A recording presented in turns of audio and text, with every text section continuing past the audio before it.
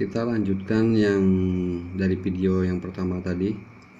Ini harga sudah saya close ya untuk hedgingnya, tinggal selnya aja, dan itu pun sudah saya tambah satu posisi ya, sama-sama sell juga.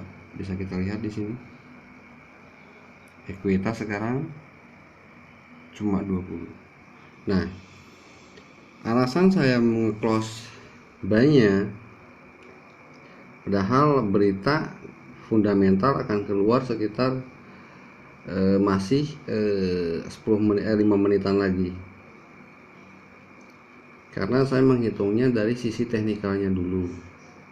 Sisi teknikalnya kemungkinan terbesarnya akan turun, terkecuali memang harga konsolidasi dulu. Meskipun berita dari Amerika ini, dari US ini hijau, tapi kalaupun euro tiba-tiba naik dulu, itu hanya sebatas konsolidasi, dan itu pun kemungkinan terbesarnya hanya akan menyentuh sampai ke sini. Harga tertingginya saat itu kan di sini. Saat sekarang ini harga tertinggi di sini. Saya menghitungnya memang non indikator, full hitung-hitungan di teknikalnya, karena mau bagaimanapun juga trading itu akan selalu, harga itu akan selalu bersinggungan, saling menutupi dari ujung ke ujung, dari pucuk ke pucuk. Bukan asal karena memang saya sendiri juga memang bukan asal analisa menyesatkan seperti itu, enggak, karena memang saya sudah dari lama saya mempelajari, mencari metode saya sendiri, tidak ikut-ikutan orang lain ataupun pakai robot lah, pakai apalah, saya enggak, murni pure tanpa indikator. Saya mengadakan hanya garis trendline, titik terendah dan titik tertingginya untuk patokan tren harga aja. Kalau itu ini nanti jam 9 malam, jam 9 sekitar 2 menit lagi akan ada berita dari US. Beritanya seputar indeks manajer pembelian atau PMI. Bisa kita lihat, ini bintang 3. Kalau bintang 3 seperti ini biasanya high volatilitas di pasar, jadi volatilitasnya cuma cukup tinggi lah. Ini saya videokan saat ini itu memang biar sama-sama belajar bagaimana caranya kita meraih profit dengan cara scalpingan, ataupun kalaupun kita punya kesalahan ketika scalping, di hedging, setelah itu dilepas, dan untuk hasilnya setelah hedging itu gimana kelanjutannya. Nah, seperti ini. Yang buy-nya sudah saya close, tersisa tinggal sell. Jadi ketika harga turun terus ke bawah, otomatis kita dapatnya double. Yang min 10 ini akan jadi plus, karena kedorong sama yang sell yang dari atas itu. Kalau soal profit tergantung pribadi masing-masing. Cukup seumpama dapat $10 aja udah cukup, ya sudah, kita close.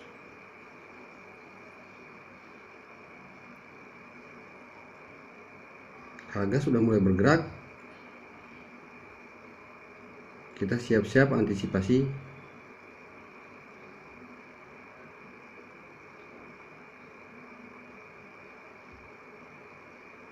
Dan merah.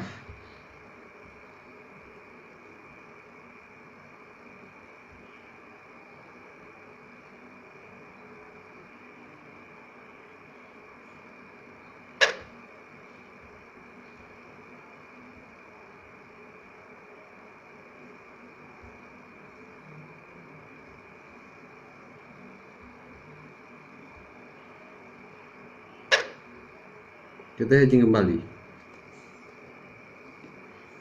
karena bahaya. Lihat beritanya, Indeks manajer pembelian PMI manufaktur ISM April 60,7. Dari 64,7 sekarang turun jadi 60,7. Merah beritanya.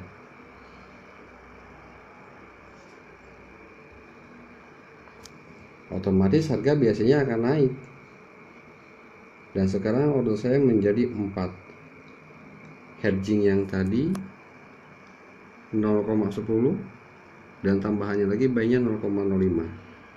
Agar ketika naik pun saya masih tetap dapat.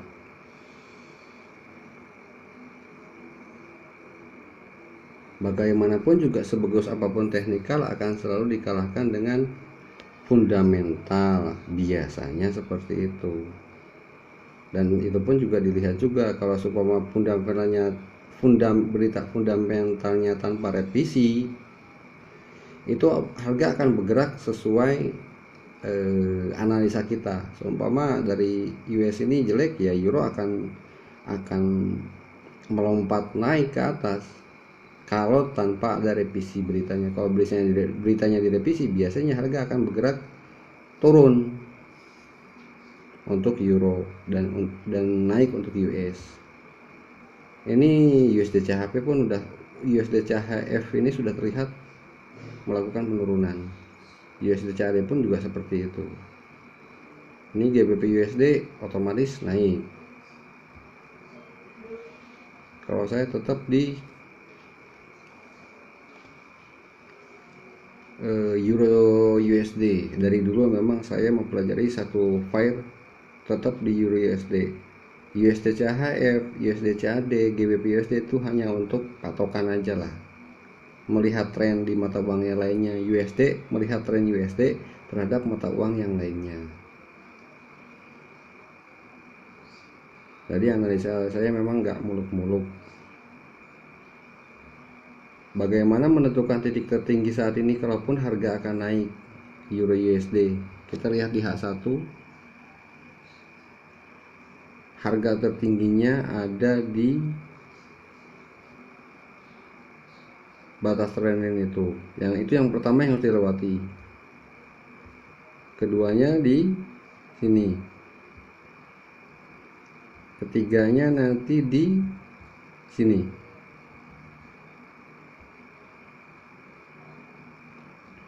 Lumayan cukup banyak, sekitar 100 poinan kalau sampai naik ke atas.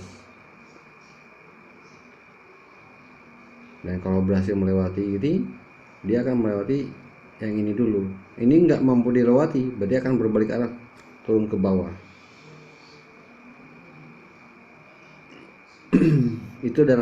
Kalau itu cara saya menghitung harga atau menganalisa di teknikalnya hanya mengandalkan candle dan modal pun bisa teman-teman lihat saat ini juga ekuitas saya sudah turun.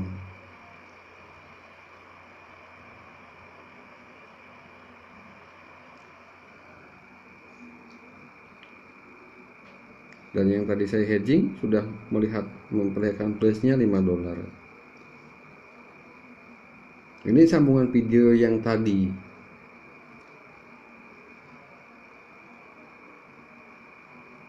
Dan saya memang lebih tipikalnya ke scalpingan. Tapi kalau harga seperti ini biasanya saya ya di close di 1 jam atau 2 jaman baru saya close harganya. Kalau scalpingan kan cuma 5 menit, 15 menit. Tapi kalau seperti ini situasinya, saya rubah caranya. Nggak saya scalpingan lagi, saya biarkan sampai betul-betul harga berbalik arah.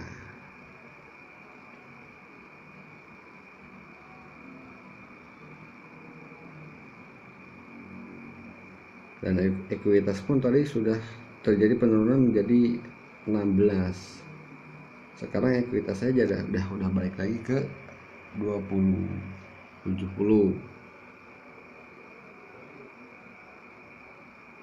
Makin naik terus minus ini akan jadi plus kalau dia naik terus ke atas itu. Udah otomatis lah kalau itu. Teman-teman juga mungkin sudah paham. Nanti yang buy-nya kita close ketika harga sudah mau menunjukkan tren balik. tren arah balik atau mau turun, baru kita close yang buy-nya. Jadi kita tetap dapat keuntungan meskipun supaya analisa kita salah, analisa kita keliru, dan kita sudah terlanjur mengambil order. Nanti video ini akan saya lanjutkan setelah nanti ketika harga sudah mulai berbalik, mau berbalik arah, nanti kan akan saya close tuh. Nanti bisa kita simak bareng-bareng di videonya. Dan memang saya juga masih belajar, masih memperdalam soal trading forex ini, dan saya memang fokus di Euro USD, nggak pernah gonta-ganti ke pair yang lainnya. Dan sekarang ekuitas saya pun sudah mulai nambah.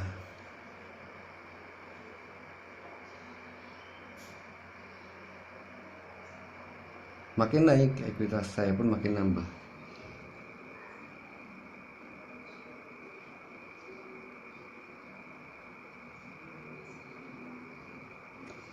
Dan kita juga harus memperhatikan di tim frame.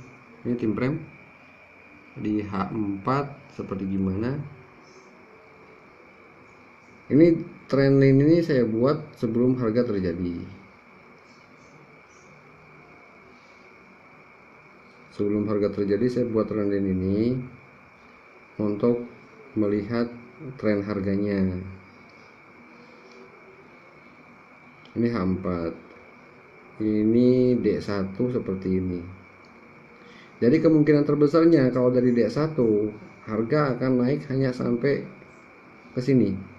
Kalaupun mau naik dia, maksimalnya ke sini, biasanya setelah itu baru turun lagi. Ini di D1, ini di H4, ini di time frame 1 jam, ini di M30, dan ini di M15. Saya menentukannya memang ketika kalau jarak pendek di M15 dulu. Kalau memang jadi candle sudah ada sudah membentuk seumpama harga akan berbalik arah, baru saya close. Dan itu pun tetap saya pantau, tidak saya biarkan. Kita lanjut di video berikutnya ya, ketika kita mau close yang buy-nya ini.